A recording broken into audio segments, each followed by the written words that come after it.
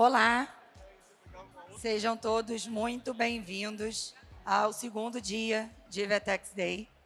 Eu sou a Rafa Rezende, sou presidente da Vetex no Brasil. E hoje eu quero falar, na verdade, vou fazer um painel super especial sobre um tema que foi um dos grandes outcomes da NRF desse ano, que tratou sobre a liderança em 3 dimensões, que o que a gente tem chamado, na verdade, 2 grandes amigos meus, o Serrentino e o Eduardo Terra, da Varese, chamam de liderança 3D. E eu quero chamar 2 grandes líderes hoje do nosso mercado brasileiro para falar um pouco com a gente sobre isso. Então, por favor, Sam James, CDO do Grupo Carrefour no Brasil. Seja bem-vindo.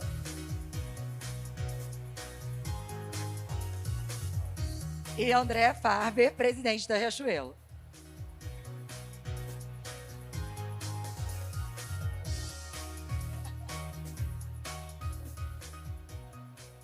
Primeiro, obrigada pela presença de vocês aqui. O que afinal é a liderança 3D, né? O que a gente diz é que existe uma nova agenda hoje que todo C-level moderno precisa liderar dentro das organizações. É uma agenda que não dá mais para ser delegada. Ela precisa ser pessoalmente liderada pelos altos executivos, né? E a primeira dimensão delas é digitalização e AI, né? A gente fala muito sobre isso aqui no Vetex, a gente tem falado muito sobre isso. E, de fato, não dá para fugir mais, não é mais uma opção.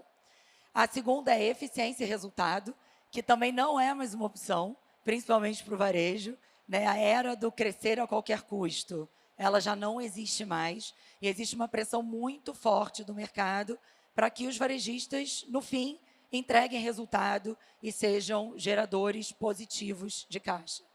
E a terceira agenda é o que eu chamo de SG de verdade. E por que de verdade? Porque não pode mais ser só para inglês ver. Em homenagem a você, para quem não sabe, o Sam é um inglês. Mas ele fala português melhor que eu, tá? Mas ele é inglês. Então, não é mais uma agenda só para inglês ver. Ela precisa ser uma pauta relevante dentro das empresas e, de novo, liderado pelo C-Level, tá? Então, André, se você quiser só apresentar um pouco da Riachuelo, muito brevemente, acho que todo mundo claramente conhece, mas contar um pouco de como está o momento de vocês, e aí eu entro depois nas perguntas. Legal. Bom dia, pessoal. Boa tarde já. Obrigado pelo convite. Rafael, é um prazer aqui estar com vocês, compartilhando um pouco do nosso conhecimento, um pouco das nossas ideias. Eu estou na Riachuelo, vou fazer um ano agora em maio, então sou novo na casa. A Riachuelo é uma empresa de praticamente mais de 70 anos, que nasceu em Natal, com o seu Nevaldo Rocha, uma empresa brasileira, e que desde então é uma empresa brasileira, uma empresa listada. A gente terminou ano passado com 411 lojas, cerca de 330 lojas Riachuelo, 65 lojas Carters. A gente é distribuidor exclusivo da Carters no Brasil. A gente também tem a Casa Riachuelo e o modelo FanLab. No nosso negócio tem algo muito importante, que a gente tem uma financeira grande, que é a Midway. A gente já emitiu mais de 35 milhões de cartões e hoje a gente tem cerca de 7 milhões de clientes ativos que usam o nosso ecossistema. E acredito muito, a gente acredita como empresa muito no Brasil, acredita muito na nossa cadeia integrada. A gente é a única empresa das empresas de moda brasileiras desse formato grande, que tem a cadeia integrada. Então, a gente tem uma grande fábrica, a gente emprega nessa fábrica mais de 9 mil pessoas. Muito então, a gente poderia Tá falar grande. muito mais aqui. Sei que você tem outras perguntas, então, depois, se você quiser, você pergunta Tá mais. bom. Eu tenho muitas aqui. Sam, conta um pouquinho de como está hoje o grupo, né? Como é que vocês estão organizados? Bom, acho que todo mundo conhece o Grupo Carrefour. Sim. Temos 3 principais marcas: o Atacadão, que representa a maior parte da venda, o Carrefour, e agora, faz quase 2 anos, o Sam's Club, que é o novo formato que a gente criou com o Grupo Big. Eu entrei faz 2 anos também para fazer essa jornada de digitalização. Então, a gente tem uma foco muito grande em crescer o e-commerce, trazer essas novidades de AI, dados, tipo, ter impacto real no nosso negócio. E também, eu acho que a gente tem acreditado muito no Brasil, né?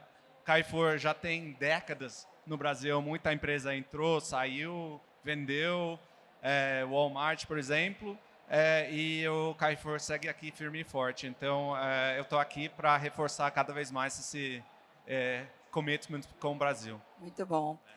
Ô, Sam, vocês já estão usando AI na operação de vocês? Como é que está toda essa questão da entrada forte da digitalização e da AI? Você já tem uso aplicado e como é que você está enxergando isso? Quando eu entrei, foi provavelmente a área que eu investi mais em termos de time. A gente contratou pessoas muito bons de mercado. A gente cresceu o time muito em termos de dados, data science, etc. O primeiro desafio no Carrefour foi a organização dos dados, né? Porque se não vai ter nada de IA se seus dados não estão organizados. Para você ter uma ideia, não tinha nenhum funcionário de governança quando cheguei. Então, era um negócio que não era muito aplicável para o IA. Então, o primeiro ano foi essa construção de fundação. Agora, a gente está começando a ter umas aplicações muito interessantes de IA. Eu, pessoalmente, não estou tão focado no IA que é de moda, generativo, ChatGPT, etc. Estou muito mais focado no IA na operação. Então, como que a gente melhora nosso sortimento? Como que a gente melhora nosso abastecimento? Cadeia logística, precificação. O varejo é um monstro de complexidade, né? A gente tem centenas de milhares de SKUs, mais que 1000 lojas. Então, para um ser humano otimizar isso e ser eficiente é praticamente impossível. Então, eu enxergo como um segmento que vai ser altamente disruptido por IA, justamente por isso, porque são muitos problemas que são muito aptos para o uso de IA. E você considera que você já fez bem essa base para começar agora a evoluir no AI em termos de dados? Sim. Acho que a gente tem uma... O bom é que a gente começou de um lugar que os dados existiam. A gente coletava, que quando você vai em palestra, sempre o primeiro passo para quem não faz nada é coletar o dado. Depois você arruma, depois você parte para as coisas mais interessantes. Então, os dados estavam sendo coletados. Aí, organizando, e aí também tem um time que tinha capacidade de mexer com isso, a gente está começando a ter umas aplicações que vão ter impacto grande no desempenho do negócio. Eu acredito no próximo ano. E possivelmente em resultado financeiro também, né? Com certeza. Posso te dar vários exemplos de coisas que vai ser extremamente impactante. Legal. E aí, Riachuelo, André, como é que está essa questão da AI aplicada e o que você imagina disso para o futuro? Olha, acho que a gente ainda nem consegue dizer todas as oportunidades que a gente tem. E a gente está usando em alguns lugares. Acho que tem uma... Agora está muito na moda a AI, né? Mas eu acho que a gente já vem nos últimos anos, através da evolução do machine learning, das máquinas, né? Do que a gente pode fazer com números, que a gente já vem usando. Então, por exemplo, a gente tem um banco muito grande, que é a Midway. Todo o nosso modelo de crédito, ele usa muito machine learning antes de AI já está na moda, e agora a gente consegue continuar evoluindo. O nosso e-commerce, eu sei que o e-commerce da Avetex também usa isso, mas a gente ranqueia os produtos para o machine learning e para uma inteligência que, na verdade, trata os dados em escala para poder ranquear o que a gente está mostrando para o nosso consumidor. Acho que algo novo que a gente está fazendo há 50 dias, e aí já tem a ver com essa nova AI, que ela tem a ver com o OpenAI e essa Customer Interface, que acho que o OpenAI fez isso, né, de tipo mostrar para os consumidores e melhorar o Customer Interface. Então a gente começou a usar também isso no nosso call center. Então, a gente está, por exemplo, fazendo renegociação de dívidas com inteligência artificial e já sem a interferência humana. E a gente está com... Na verdade, os resultados são melhores que com o ser humano. Eu ia te perguntar isso, você podia divulgar, não sei se você pode estar em quiet period, você pode O que eu divulgar posso alguma dizer é que os coisa? resultados são melhores. Porque ele vai entendendo os drivers, vai entendendo, ele vai adaptando. E como a gente tem muitos seres humanos, então no call center é difícil a gente reagir na mesma rapidez que a máquina. Então os resultados têm sido bem melhores, mais rápido. E a interface ela é muito legal.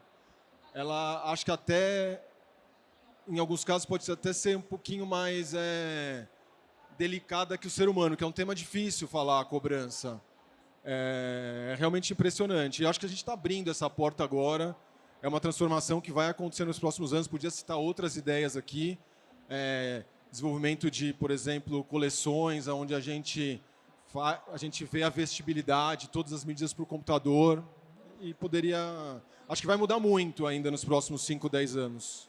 E tem alguma área da empresa que você ainda veja uma necessidade de digitalização maior, independente da AI?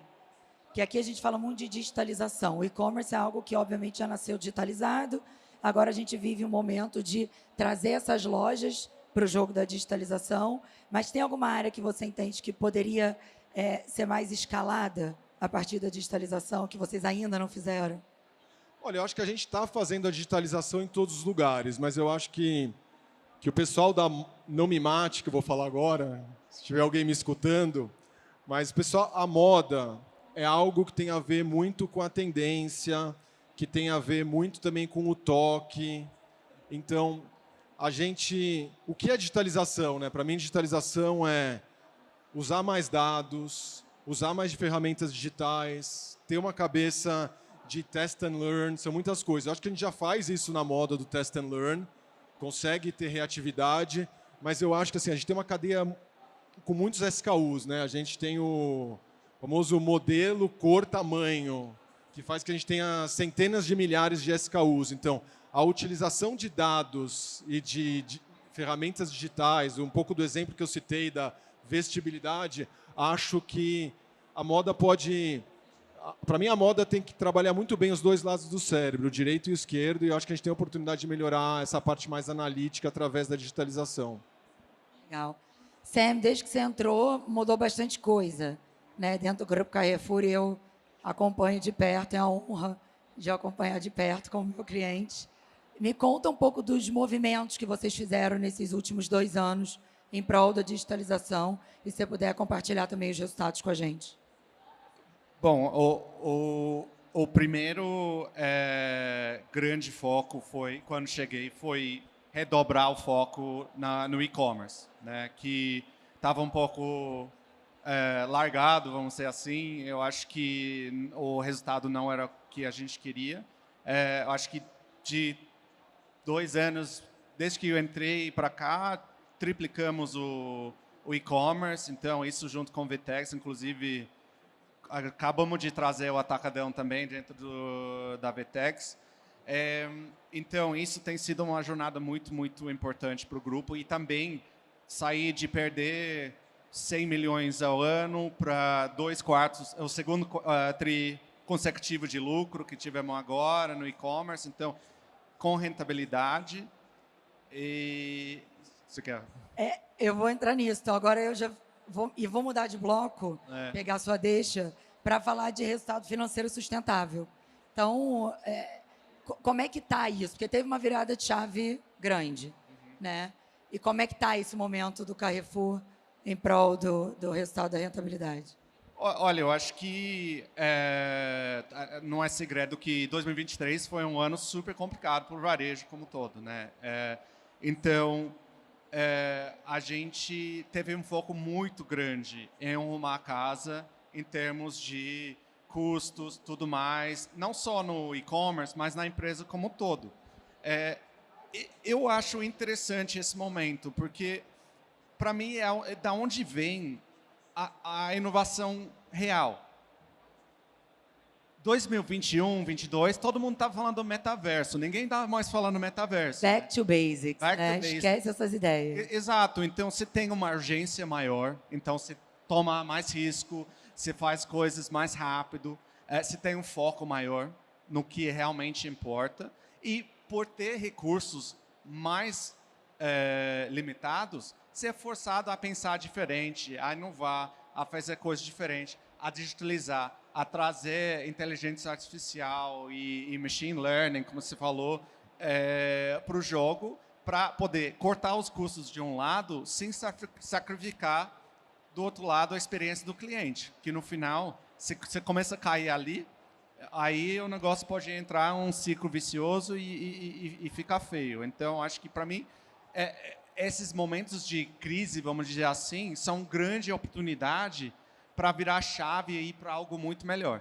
Eu costumo dizer aqui na Vertex que é na crise que a gente toma as decisões mais inteligentes e é na abundância do dinheiro que a gente toma as decisões mais burras. Exatamente. Vou dar um exemplo aqui. O Vertex Day do ano passado, a gente teve 5 dias de montagem. Esse ano a gente teve 3. Ele está muito melhor do que foi ano passado. A gente teve muito menos estresse. Foi muito mais eficiente. Então, a verdade é que tem sobra. Tem desperdício de tempo, tem desperdício de recurso. E eu acho que a crise, ela nos leva a tomar as decisões difíceis. Que quando você está num momento de paz, você posterga um pouco, né? E eu acho que o que eu tento fazer comigo, enquanto líder, é tentar tomar decisões difíceis enquanto está tudo bem. Então, assim, está tudo bem na Vertex. Talvez a Vertex seja no melhor momento dela. Mas não é por isso que a gente não vai mudar o que hoje existe, que a gente não vai se transformar ou que a gente não vai tomar novas decisões. Porque essa é uma tendência, né? Está tudo bem, por que a gente vai mexer? Mas aí, se você esperar não ficar tudo bem para começar a mexer, você já perdeu o time e vai demorar. Então, eu concordo 100% com você. É a capacidade de fazer bem o back to basics, mas continuar inovando, né? Que esse é o trade-off. Eu inovo ou eu dou resultado e faço bem o que eu preciso fazer. Mas dá para fazer os dois. Total. É só organizar direitinho. Né? E, André, o grupo, né, registrou um lucro líquido super significativo no Q4 de 2023. Entendo que também foi uma virada de chave importante. Quais aprendizados vocês tiveram a partir daí? E o que vocês levam para frente aí para o restante do ano de 2024 e 2025?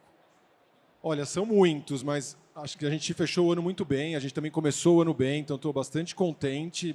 E quando você tem resultados bons, você fica confiante do que você está fazendo. Então, para mim, o que está por trás dessa virada? Para mim, está um foco no cliente muito claro, assim, uma conexão mais profunda com o cliente, que é muito fácil você ser distraído.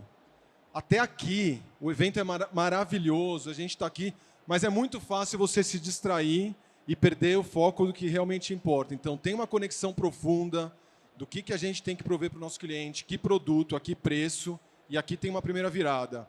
A segunda virada é uma virada também de coragem, de saber dizer não e de escolher os projetos e os temas que realmente, menos temas, com mais foco e muita clareza. E exige uma certa coragem de você dizer não, que é difícil, porque todo mundo está te olhando todo o tempo dizendo, se você não está fazendo isso aqui mais inovador, então você parece um ser retrógrado.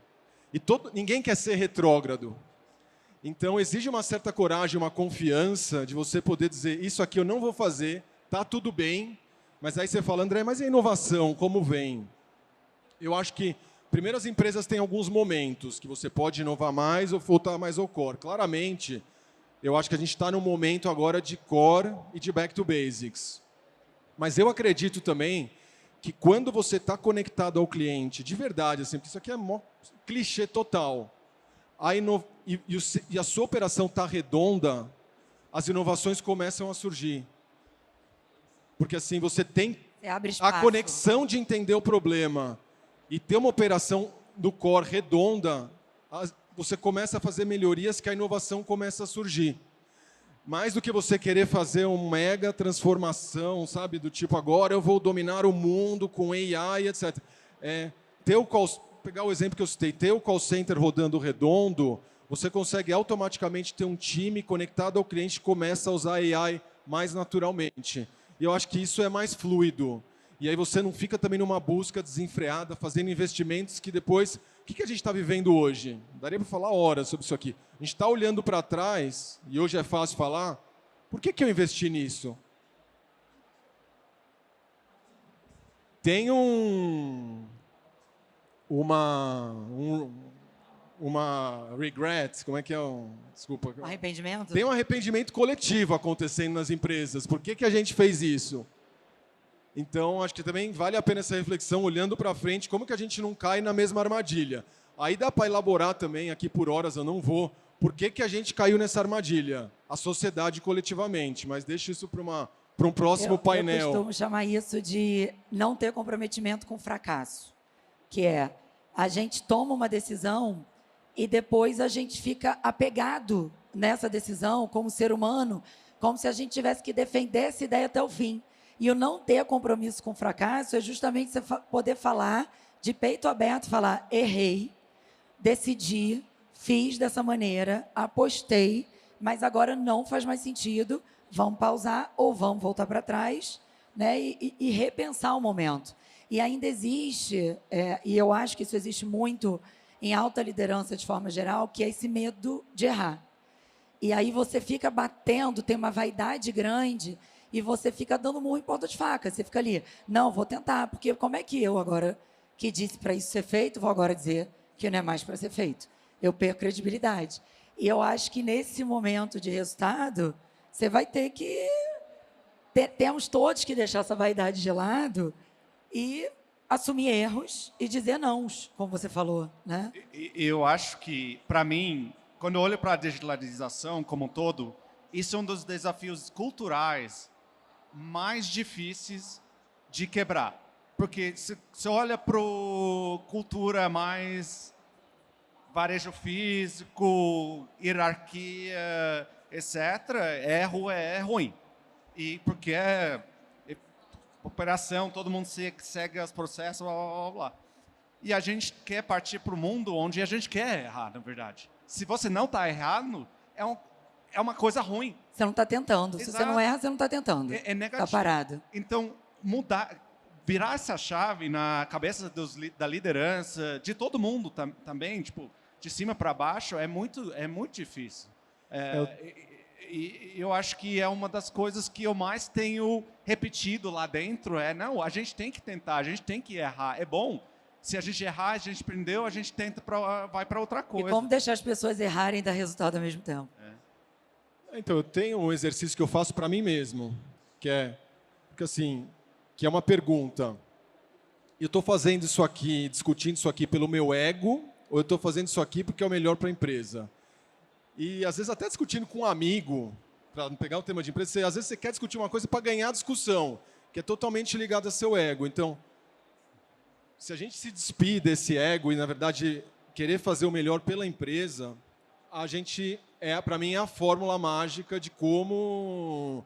Porque, no final, está todo mundo defendendo uma decisão porque quer parecer bonitão para todo mundo. E acho que tem que começar na liderança a assumir os erros e dizer, gente, olha, isso aqui não deu certo, a gente errou, agora vamos aprender e continuar. Mas eu acho que assim, a grande sombra do ser humano, para mim, é o ego. E a gente está sempre atento ao nosso próprio ego. E todos nós, assim, falar, eu não tenho ego. Todo mundo tem. Então... Eu particularmente vivo muito isso, assim, porque a Vetex, a gente acredita muito no poder do contribuidor individual. Na Vetex, a hierarquia e grandes times não é sinônimo de poder. A gente tem gente extremamente poderosa, ganhando muito dinheiro, com uma capacidade enorme de influenciar, e que não é um chefe, um líder hierárquico de ninguém. Né? Então, a gente fala muito sobre isso, porque aí vem alguém, mas eu quero ser líder, eu quero muito ser líder. Mas por que você quer ser líder? Você quer influenciar?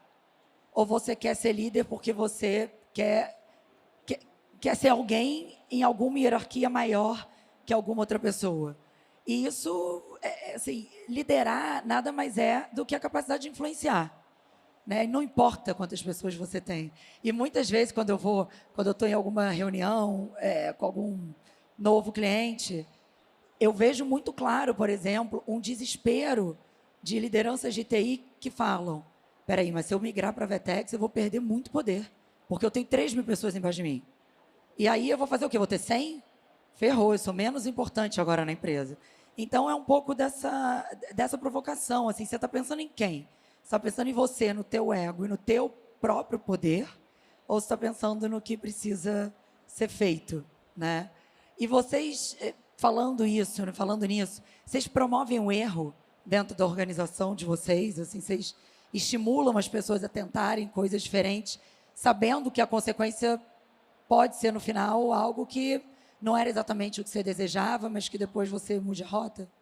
Eu tento ao máximo. Eu tenho uma frase que eu gosto muito, que é errar na velocidade de uma Ferrari com o custo de um Fusca. Então, é o que você falou. A pergunta é sobre como que você deixa as pessoas errarem com resultado. É ter um ciclo de teste e erro muito rápido e muito barato. Então, e se imagina, ok, uma porcentagem desses ciclos vão dar certo. E se cada um, sei lá, na média a gente melhora 1%, a gente quer essa roda girando muito rápido. E alguns vão dar certo, outros não. Então, você tem que, para mim, é forçar a velocidade e pensar pequeno. E isso é outra coisa que o varejo sofre muito, porque, antigamente era tudo abrir uma loja, 50 milhões, lá. Não, a gente não quer fazer isso mais. A gente quer fazer coisa pequena. A gente quer fazer teste em uma loja, 5 lojas, etc. Ver, testar. Deu errado. Ok, o gerente da loja vai ficar bravo uns dias, mas no esquema da empresa não dá em nada. Então, a gente está começando a chegar nesse ponto onde, ok, vamos pegar coisas pequenas, não tem tudo sem que ser gigantesco, investimento altíssimo, que quando cheguei era muito isso. Tudo tinha que ser 10 milhões, 50 milhões. Agora a gente está falando de 10 mil, 50 mil, 100 mil reais para fazer um teste, e aí está tudo bem. Você faz isso o dia todo e aí você vai melhorando. E é exponencial. Uma das coisas que para mim também foi muito... uma das mensagens que ficou muito para mim da NRF desse ano também foi um tema sobre as flagships, né? Porque o varejista que tem flagship, ele geralmente se orgulha dela, né? Porque são as lojas bonitas, são as lojas que têm uma experiência incrível. Mas o desafio é como é que você transforma todas as suas lojas em flagships. Não precisa ser nada caro, não precisa ser nada necessariamente grandioso, mas tem a ver com o que você falou de experiência. É fake você ter uma loja flagship em que você cuida muito bem da experiência do cliente do início ao fim, mas você tem mais 1.000 lojas que estão, né, que não entregam essa mesma experiência que você quer criar. E muitas vezes você não precisa dessa única loja flagship. Você só precisa fazer pequenas mudanças nas 1.300, vocês têm 330 lojas, né, que você falou? Vocês também têm... 1.300. Uau! Como é que você transforma essas lojas, né, em grandes centros de experiência e inovação, sem precisar fazer nada, muito megalomaníaco, e sem precisar dizer que você atende, mas que você atende em uma loja? Sim. Porque essa é a sua loja, o seu orgulho, porque essa é a sua flagship. Eu acho que aí que entra a tecnologia, né? Porque é algo que escala altamente. Eu vou te dar um exemplo, talvez besta, mas que a gente tá começando a rolloutar. A gente fez um projeto de computer vision, que estava contando as pessoas entrando na loja e contando as filas nas caixas. Aí eu consigo, com essas duas informações, fazer um modelo preditivo de que, entrou muita gente na loja agora, daqui a meia hora eu preciso abrir uma caixa.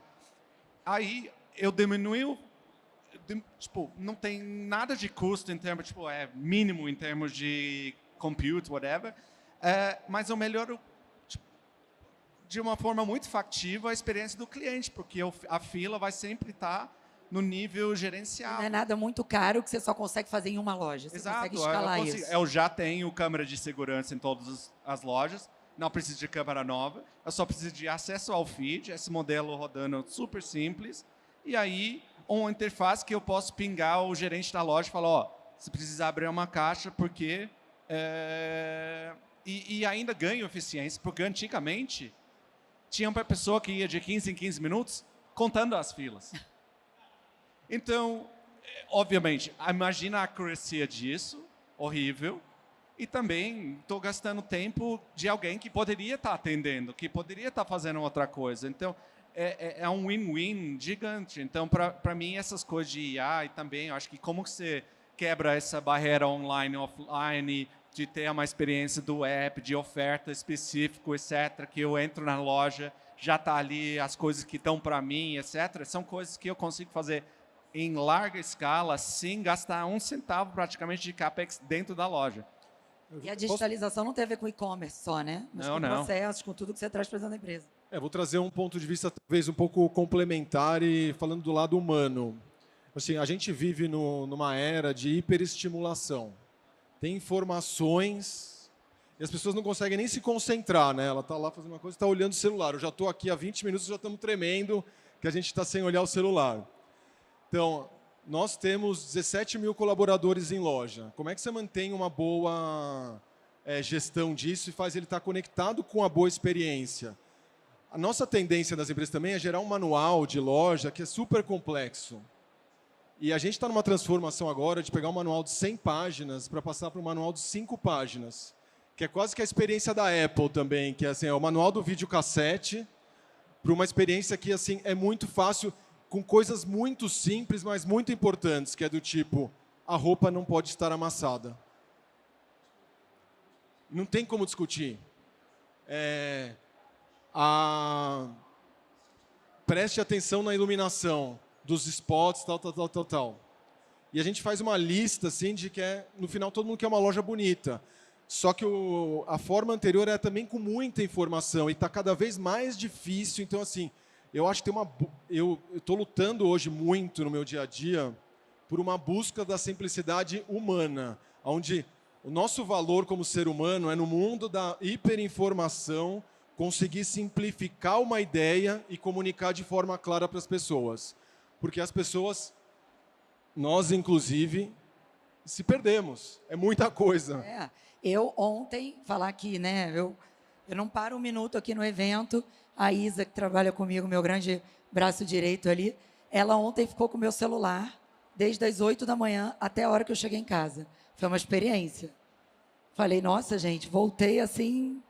Foi quase que... Parecia que eu não estava em 2024. Foi uma experiência, mas eu fiquei. E eu aproveitei muito o evento. Eu tive conversas muito boas e que eu não teria tido se eu tivesse com o celular na mão, porque, inevitavelmente, eu iria olhar para o celular de 5 minutos. É porque o desafio das empresas, das pessoas, do ser humano é... Normalmente, a gente é valorizado por mostrar soluções sexys que tendem a ser complexas. Só que, para mim, as melhores soluções são simples e a complexidade está em você tirar a quantidade de coisas ali. A beleza está em simplificar o complexo. Isso aí. Vamos agora mudar, porque o nosso tempo está quase acabando, faltam 9 minutos. E eu quero falar de ESG. ESG de verdade, porque não é qualquer ESG. Quero falar, André, você me conta um pouco sobre essa questão, como é que você lida, como é que a Riachuelo lida com essa questão da sustentabilidade, meio ambiente, com a responsabilidade social. Olha, para a gente isso é um valor muito claro e muito importante. A gente tem uma vantagem em relação à maioria do mercado, que a gente tem uma cadeia integrada. E com essa cadeia integrada, a gente consegue duas vantagens em relação à sustentabilidade. Porque muito do que está na nossa loja, e, por exemplo, essa calça que eu estou usando é uma calça nossa, produzida na nossa fábrica, e onde a gente tem muito controle. Então, a gente usa máquinas mais modernas, porque a gente tem capacidade de investimento em escala. Então, é uma calça que ela usa menos água para ser tingida. E também a gente faz, com toda a cadeia controlada, a gente também a gente controla a mão de obra, a gente faz tudo por dentro, a gente tem muito controle de qualidade. Então, eu acho que... Vocês têm métricas de ESG nos pontos dessa cadeia? Sim, emissão de carbono, utilização de água, utilização de energia, que se vincula, né, à utilização de carbono. Mas eu acho que o ESG tem a ver com sustentabilidade, mas tem a ver também com responsabilidade social. E a moda é uma cadeia muito complexa que emprega muita gente, que boa parte ainda do têxtil depende de muita mão de obra humana. E a gente já viu muitos casos de trabalho escravo ou subemprego. Então, algo que a gente faz com muito cuidado, a gente emprega 9.000 pessoas na nossa fábrica, todas com condições de trabalho que eu acho muito boas. A gente tem um dos maiores hospitais de Natal, melhores, está dentro da nossa fábrica. Sério? Porque tem 9.000 pessoas, a gente tem um posto de atendimento que tem, sei lá, 14 consultórios, 16 consultórios, mas também a gente ajuda a desenvolver toda uma cadeia para trás de costureiras. A gente trabalha com 115 oficinas de costura no sertão do Rio Grande do Norte, onde a gente gera cerca de 4.500 empregos diretos. E aí a gente tem toda uma equipe que roda as oficinas de costura e garante que as condições de trabalho dessas oficinas também seguem todas as regras, toda a legislação. Então, existe um compromisso muito grande em desenvolver moda, vender, fazer moda de qualidade, mas também cuidar da cadeia para trás, que ela vem muito do nascimento da empresa, porque o fundador nasceu no sertão e sempre teve essa preocupação de criar condições dignas para as pessoas trabalhando na empresa. Legal. Aqui o Vetex Day também, para quem não sabe, a gente é um evento que gera, ele é um evento que emite carbono, né? E pela quantidade de caminhão, pela montagem, né? Por tudo que é. E o que a gente fez esse ano a gente consegue medir o quanto a gente está prejudicando esse meio ambiente, com, obviamente, a ajuda de tecnologia. E com a ajuda de uma empresa parceira, a gente vai emitir energia limpa na mesma proporção da sujeira que a gente está causando no meio ambiente com esse evento aqui para 20.000 pessoas. Então, acho que essa também é uma transformação bacana que a gente traz e reforça o compromisso da Vetex. E a ideia aqui não é falar a Vetex é muito legal, porque a Vetex faz isso, mas é estimular que todas as empresas também façam. Eu estava ontem até conversando com o Mariano, que é o fundador da Vetex, né, falando sobre doar, sobre o ato de doar. E a gente estava discutindo sobre, mas quando você doa, você conta? Ou quando você doa, você não conta? Porque, poxa, as pessoas vão achar que eu estou contando só para parecer legal. Minha opinião pessoal, tem que contar. Tem que contar. Não importa, no final do dia, você está doando. E se a partir daquela informação você influenciar 2 ou 3 pessoas a também doarem, que ótimo. Então, por que a gente vai esconder? Eu acho que a gente tem que falar sobre as coisas legais que a gente faz e, de novo, não pela vaidade pessoal, mas pensando em estimular a comunidade, né, a fazer, a ter novas ideias e ir também nessa direção. Então, eu queria contar para vocês, para estimular todo mundo também, quando pensar em fazer evento, pensar também em devolver depois energia limpa para o meio ambiente. E você, Sam, no Carrefour, como é que vocês estão olhando para isso? E você, pessoalmente, que a provocação assim essa é uma agenda sua? É uma agenda minha e de todos os executivos. Na verdade, ele faz parte da nossa remuneração. A gente tem 15 compromissos, todos com métricas atrelados, que é vinculado ao bônus que todos os executivos recebem. Então, é algo que é já integrado dentro da cabeça de todo mundo. Carrefour tem 2 grandes missões nesse sentido. A gente tem acesso a alimentos, que é a parte mais social, que obviamente a gente tem um papel muito grande na cadeia de alimentos no Brasil. E o outro lado é compromisso com o meio ambiente. E quando você fala de ESG de verdade, eu realmente acredito que só dá para ser de verdade quando é alinhado com a missão da empresa e quando não chega a ser um custo incremental que não traz nada para a empresa, porque senão é sempre suscetível a ser cortado, é sempre suscetível a ser diminuído. Então tem que ser algo altamente alinhado e por isso que eu acho que as missões que a gente escolheu são extremamente importantes Eu posso te dar alguns exemplos que tem um que é o meu favorito, que é o uso de IA para desperdício de alimentos. A gente tem na loja um sistema onde as alface, essas coisas de fruta e verdura, muitas delas o gerente da loja que pede. Todo dia, quanto que eu preciso e tal. Então a gente falou, vamos testar, se a gente fizer um modelinho da alface, será que a gente consegue fazer melhor? E o resultado disso foi a gente cortou em 60% o estrago dos alimentos, sem perder R$1 de venda. Que legal, eu não sabia disso. Então, é algo que é muito alinhado com o meio ambiente, muito alinhado com a nossa missão. É bom para a gente faz mais dinheiro, a gente pode ter produtos mais frescos para os nossos clientes, a gente pode repassar uma parte em preço. E então é um win-win-win, assim, e assim que ESG vai acabar ganhando força. Tem que ser um negócio que alimenta todo mundo. E você tem razão, tem que ser uma crença de verdade, né? Porque senão é a primeira linha a ser cortada, ainda mais no momento de eficiência que a gente vive. Então, a gente precisa acreditar. E eu quero reforçar que os grandes líderes precisam, efetivamente, dominar essa agenda. Assim como resultado, eficiência, digitalização, não dá mais para abrir mão da responsabilidade social e ambiental. Quero agradecer a vocês, o nosso tempo acabou. Quero agradecer aos dois pela presença, pela disponibilidade. A agenda de vocês é uma loucura, eu sei, mas vocês prontamente toparam estar aqui. Então, muito obrigada. Obrigado, Rafa. Nós que agradecemos. Obrigado.